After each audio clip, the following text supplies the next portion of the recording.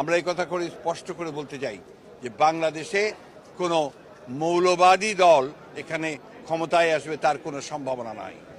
বাংলাদেশের 52 বছরের ইতিহাসে দেখা গেছে যে কখনোই কোনো মৌলবাদী দল তারা ক্ষমতায় আসতে পারেনি, বরঞ্চ তাদের যে শক্তি সেই শক্তি দিন দিন ক্ষীয়মান হয়ে এসেছে। নৌকায় আর ধানের শীষ, দুই সাপের একই বিষ। নৌকায় আর ধানের শীষ, দুই সাপের একই বিষ। এর সাথে মিলে মিশে ইসলামের ভাবনা ভাবিস। এর সাথে মিলে মিশে ইসলামের ভাবনা ভাবিস।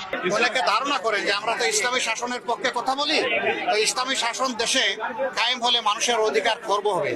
আমি দৃঢ়তার সাথে বলছি যে ইসলামী শাসন কায়েম হলেই মানুষ এই দেশের বসবাস করে গর্ববোধ করবে ইনশাআল্লাহ, সকল শ্রেণী পেশা এবং ধর্ম বর্ণনা।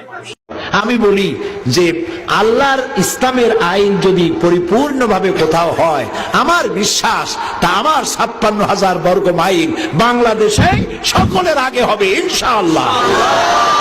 আমি হতাশ নই, আমি মন ভাঙা নই, আমি হতোদ্দাম নই।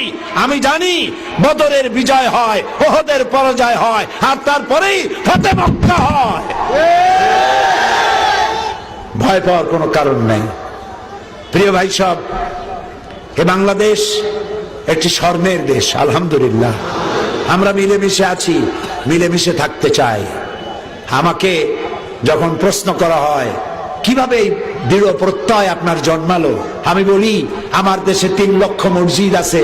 এই মসজিদের আজান শুনে, ফজরের আজান শুনে আমার 15 কোটি মানুষের ঘুম ভাঙে। আর রাতের বেলায় এশার আজান শুনে আমার লোকেরা নামাজ পড়ে ঘুমোতে যায়। আমার চাষিরা ফজরের নামাজ পড়ে, নিরন্ন চাষি ঘরে